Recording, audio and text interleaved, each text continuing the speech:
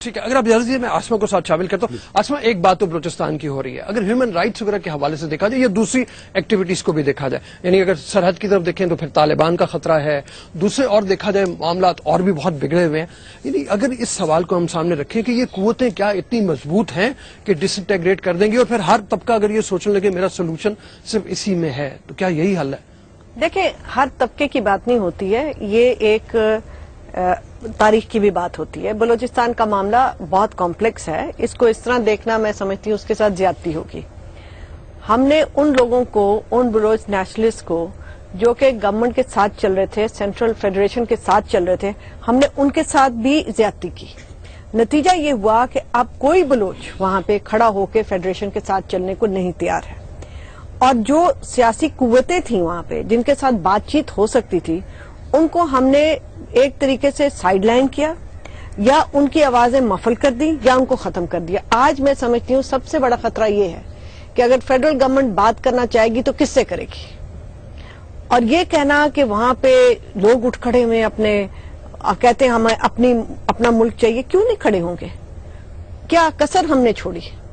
ہم نے جس طریقے سے ان کو مارا، میں نے دیکھا ہے کہ ایک عام بلوچ آدمی کی جس طریقے سے ہم نے ڈگنیٹی لوز کی ہے، میں نے دیکھا ہے کس طرح ٹارچر کیا ان کو، کس طرح ان کے بچے اٹھائے گئے، اور پھر ہم نے ان کو طرف دیکھا نہیں.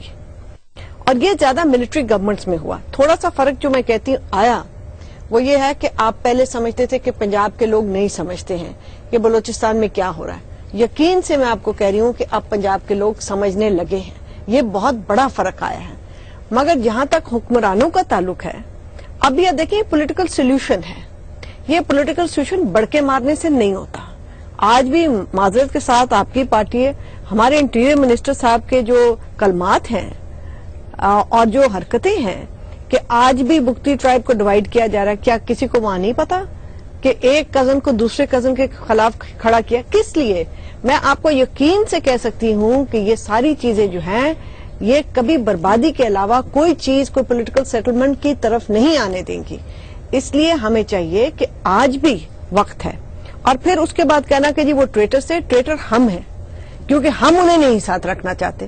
ہم کس طرح کسی کو ساتھ رکھیں؟ ہم کہیں ہم آپ کی گیس بھی لیں گے، ہم آپ کا تیل بھی لیں گے، ہم وہاں پہ چھاؤنیاں بھی بٹھائیں گے، اور آپ کو ہم حصہ بھی نہیں دیں گے. اور یہ مانی ہوئی بات ہے کہ جو رائلٹی بلوچستان کو ملتی ہے گیس پہ وہ بہت کم ملتی ہے بنسبت پنجاب اور سندھ کے. تو وہ کیوں ایکسپٹ کریں؟ کیا وجہ ہے کہ وہ ایکسپٹ کریں؟ ہم نے ان کے ساتھ دھوکے کیے. 60 سے تو پہلے 60 پہ جاتی بات 58 کی کہ سارے سرداروں کو کہا آپ آ جائیں، ریبلز کو ہم آپ کو ایمنیسٹی دیں گے. جب وہ آگے تو قتل کر دیا انہیں. تو آپ مجھے بتائیں کہ کیسے، کس طرح ٹرسٹ ہوگا؟ یہاں پہ ہمیں کانفیڈنس میجرز کرنے کی ضرورت ہے. ہمیں باقاعدہ ان کی جو ڈیمانڈز ہیں وہ دیکھنے کی ضرورت ہے. اور ہمیں کوئی یہ ہم ان کے اوپر یہ کہنا کہ ہم ان کے اوپر مسلط ہیں، آفٹر آل وہ ہماری کالونی تو نہیں ہے نا، وہ ہمارے ساتھ ہیں. اچھا یہ فرمائیے کہ مطلب آپ جس طرح سے حاصل بزنجو جب بھی ہم پروگرام میں بات کرتے رہے تو اس طرح کی بات پہلے بھی ہوتی رہی ہے. 7 برس تو ہم کو بھی ہو گئے یہ مختلف پروگرامز کرتے ہوئے، یہ بات اسی طرح سے آتی رہی ہے. پہلے ایک ملٹری گورنمنٹ تھی. اب آپ محسوس کرتی ہیں کہ یہ جو مسائل ہیں جب ایک بار بہت ابھر کے سامنے آئے تو وہ ول یا انڈرسٹینڈنگ نظر آتی ہے کہ لوگوں کو احساس ہے کہ واقعی حکمران لیول کے اوپر کہ کچھ ہونا چاہیے اور فوری ہونا چاہیے؟ دیکھیں میں سمجھتی ہوں جہاں تک سیاسی لوگ ہیں ان کو یہ پتا ہے. یہ نہ ہم سمجھیں کہ ہمارے سیاستدان جو ہیں وہ سادے ہیں، نہیں. میں سمجھتی ہوں سب سیاستدان کو پتا ہے، سب سیاستدانوں کی یہ خواہش ہے کہ ہم جا کے ایک کانفیڈنس بلڈنگ میجرز کریں، اور جو ان کے جو ایک سمجھتے ہیں وہ کہ کرنے والے جو ڈیمانڈز ہیں ان کو پورا کیا جائے. اب وہ نہیں چل سکتا سینٹر یونٹی آف کمانڈ جیسے مشرف صاحب کہہ سکتے، بربادی ہے اس ملک کے لیے. مگر رؤف صاحب آج بھی فوج بالکل میں آپ کو دعوے سے کہتی ہوں فیصلے کرتی ہے بلوچستان کے. کسی پالیٹیشین کی، سویلین پالیٹیشین کی میں دعویٰ کرتی ہوں مجال نہیں ہے کہ وہ بلوچستان کے اوپر کوئی انیشیٹو لے لے. جب تک ہمارے فوجی یہ ڈیسائیڈ کریں گے تو وہاں پہ کچھ نہیں ہوگا سوائے اس کے کہ وہ تیز ہوں گی، وہ ایکسٹریمسٹ وہاں پہ نیشنلسٹ وہ گروہ جو کہ ینگ ہے، جیسے انہوں نے کہا ینگ ہے، اور وہ اب لیڈر بڑے لیڈر کی بات بھی نہیں مانیں گے.